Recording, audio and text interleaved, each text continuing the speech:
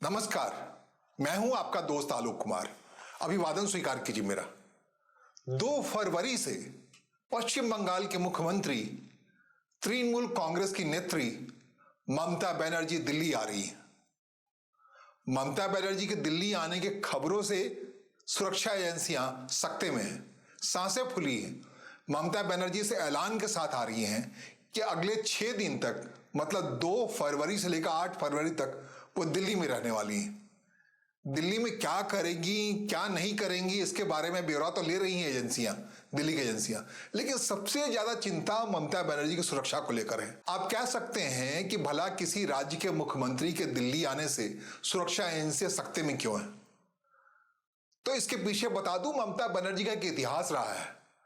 पश्चिम बंगाल की राजनीति अगर किसी नेता के शरीर में बोलती है तो वो ममता बनर्जी है।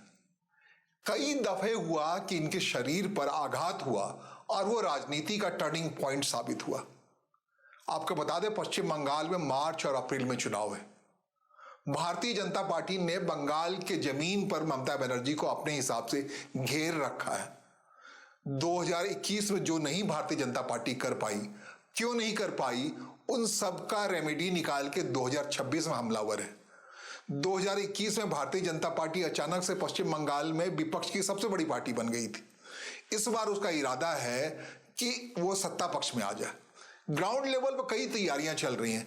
इन तैयारियों को जो बंगाल में चल रही है भारतीय जनता पार्टी को, उसका जवाब देने के लिए ममता बनर्जी दिल्ली में आ रही है। जैसा कि मैंने कहा कि शरीर ममता बनर्जी का बहुत इंपॉर्टेंट है। उसमें जितनी बार चोट लगा है, जितनी बार उन पर आघात हुआ है, घायल शेरनी बनके एक जिद से उसने राजनीति को पूरी तरीके से बदल दिया है। ममता बनर्जी कब कब घायल हुई और कब कब राजनीति का इतिहास बदल गया, इसकी भी बड़ी रोचक कहानी है। 1980 की बात है।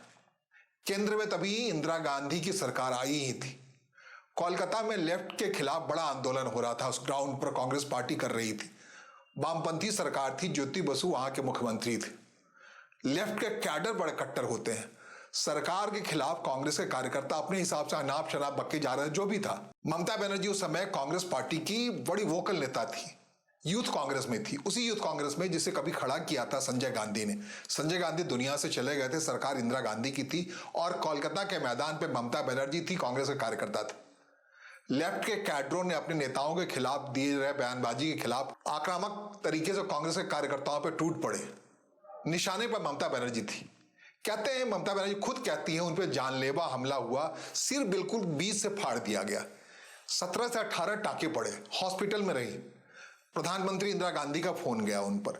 काफी महत्वपूर्ण हो गई अचानक से कांग्रेस के पॉलिटिक्स में ममता बनर्जी उस लड़ाई की वजह से, और ट्रैवल करती रही। लोगों ने मान लिया उनके सिर पर पट्टी हमेशा लगा रहता था, हॉस्पिटल वाली पट्टी जो कहते हैं, और वही उनकी पहचान थी। बहुत समय लगा उनके घाव को भरने में, लेकिन जैसे जैसे घाव भरता गया उनका राजनीतिक कद बढ़ता गया। कहते हैं जान की परवाह किए बिना लड़ लेती थी, भिड़ लेती थी। पश्चिम बंगाल में उन दिनों राजनीति करना किसी गैर लेफ्ट पार्टी के लिए बहुत मुश्किल था।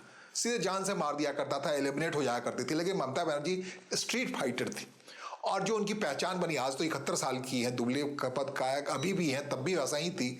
लेकिन ममता बनर्जी को लेकर सब घबराते थे। फिर दौर आया 1993 का।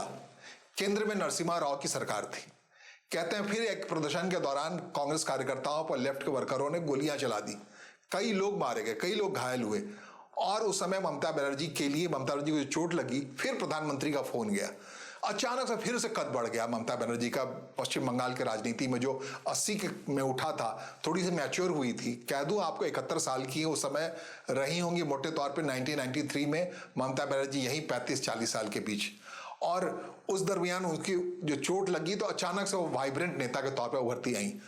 और इतना ही नहीं, कहते हैं 2006 में और 2007 में नंदीग्राम में जाकर के 2006 में 26 दिनों का उपवास रख लिया ममता बनर्जी ने। ये सारे वक्त मैं बता रहा हूँ, सब लेफ्ट की सरकारें थी वहां पर पश्चिम बंगाल में। कभी बुद्धदेव भट्टाचार्य की बाद के दिनों में सरकार बनी, ज्योति बसु की सरकार थी। उन्होंने रिकॉर्ड समय तक मुख्यमंत्री रहने का, पश्चिम बंगाल के मुख्यमंत्री होने का रिकॉर्ड बनाया था। तो 2006 की बात है, ममता बनर्जी सिंगूर में प्लांट था टाटा का, लगाया जाना था, उसके खिलाफ अनशन पे बैठ गई। जो भूमि अधिग्रहण को लेकर सब कुछ लेकर के, और 26 दिन के उस अनशन में लगा कि अब चली जाएंगे ममता बनर्जी, तब चली जाएंगी। अन्न नहीं लिया, पानी नहीं लिया, कुछ नहीं लिया, और बिल्कुल एक जिद के तरीके से वहां बनी रही। स्ट्रीट फाइटर का अंदाज मैं कहता हूँ, कैसी स्ट्रीट फाइटर है वो, बिल्कुल मनरासन हो गई, जैसे तैसे का मामला संभला। लेकिन उसमें क्या हुआ, लेफ्ट के खिलाफ एक नैरेटिव तैयार हो गया, ममता बनर्जी के पक्ष में एक नैरेटिव बनता गया। 2007 की बात अगली बार आई नंदीग्राम में फिर वहां पर जानलेवा हमला हुआ। ये सब होता गया, अंततः नैरेटिव इतनी मजबूत हुई। ममता बनर्जी अपनी पार्टी बना चुकी थी 1996 में, तृणमूल कांग्रेस 1 तारीख को उसमें से शहीदी दिवस के तौर पर मनाती है, जो 1993 का मामला था, जिस समय कांग्रेस के वर्करों को हत्याएं की गई थी। तकरीबन 7 से 11 लोग मारे गए थे। उन सब के शहीद होने की याद में ममता बनर्जी की पार्टी तृणमूल कांग्रेस तब अस्तित्व नहीं आई थी, 1996 में आई। ये सारे हमले जिसमें ममता बनर्जी सीधे मुकाबिल होती है, उनके लिए राजनीति सीढ़ी साबित हो दी गई। 2021 की बात कहें, जो पिछले विधानसभा की बात कह रहा हूं, उसमें मार्च का महीना था, 14 तारीख थी। ममता बनर्जी अचानक से फिसल गई, पैर में चोट लगा, और पूरा चुनाव अभियान 14 तारीख की कहानी है, 14 मार्च की। ममता बनर्जी कैंपेन के बीच में फिसली और उन्होंने कहा कि आरोप लगाया कि उनको धक्का दे दिया गया। धक्का क्या दिया गया, उनके बाएं पैर टूट गया और उसे प्लास्टर लेके पूरा चुनाव लड़ गई। तो एक जिस ढंग से इसके बाद और वक्त आया जब सरकार में 2024 में वो अचानक से उनके सिर पे चोट आया, कहीं गिरी फिसली, कहते हैं घर गई थी, कालीघाट के घर गई थी एक सभा करके, तब मुख्यमंत्री थी और मुख्यमंत्री हैं बेसिकली 2011 से पश्चिम बंगाल की मुख्यमंत्री हैं। 2024 की मार्च की घटना है। उनको सिर पे चोट आई और नाक पे और सब कुछ, कहते हैं प्रधानमंत्री तक ने ट्वीट करके कहा कि उनको परवाह है ममता दीदी के स्वास्थ्य की।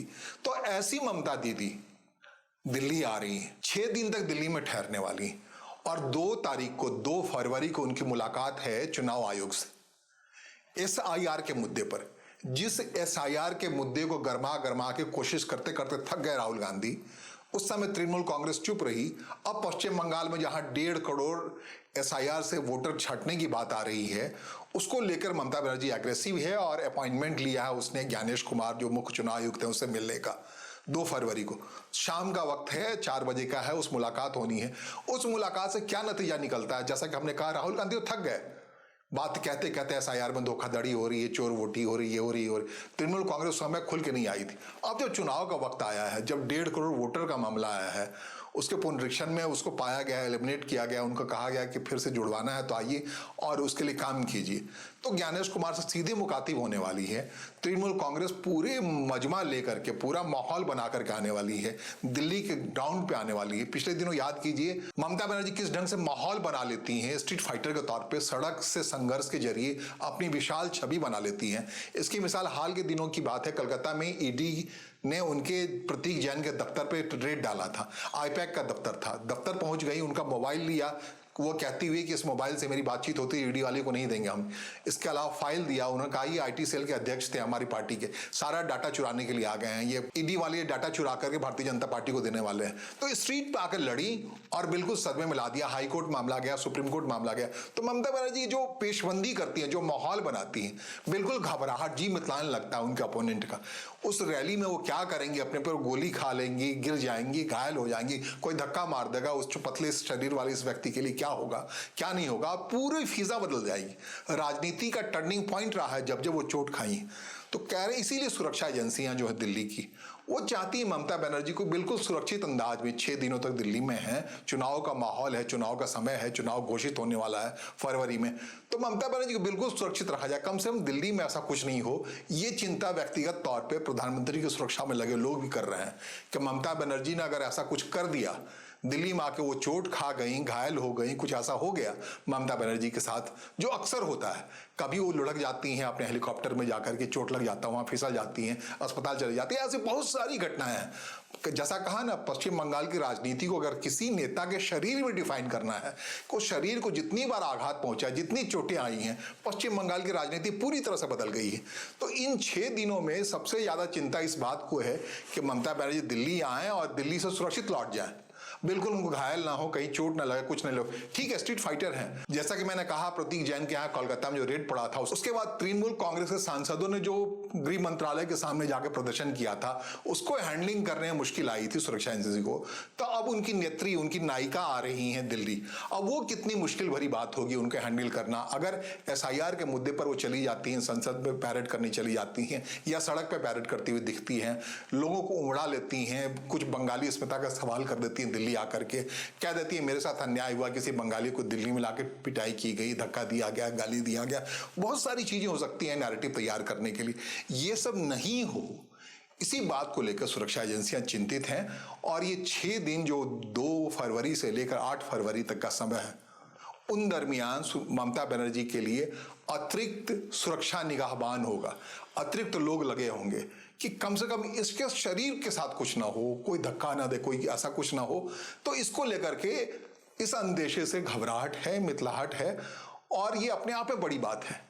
कोई स्ट्रीट फाइटर जो जान पे, कहा ना 1993 में वो चली गई, उनके लोगों के बीच में गोलीबारी हुई, पश्चिम बंगाल में लेफ्ट की सरकार थी, कई लोग मारे गए, शहीद दिवस मनाती, उसमें से अजय होकर निकल के आई बाहर ममता बनर्जी, कही कि मुझे कुछ नहीं हो सकता है, मैं जनता के लिए लड़ती हूँ, बंगाली अस्मिता के लिए लड़ती हूँ, बंगाल की स्ट्रीट फाइटर हूँ, और इस शरीर को अगर कोई आघात पहुंचाता है तो पूरे बंगाल को, पूरे पश्चिम बंगाल को आघात पहुंचाता है। और ये एक अपना स्टाइल है, सत्ता में रह करके भी उन्होंने कई बार चोट खाया और उसके जरिए उन्होंने एक नैरेटिव तय की।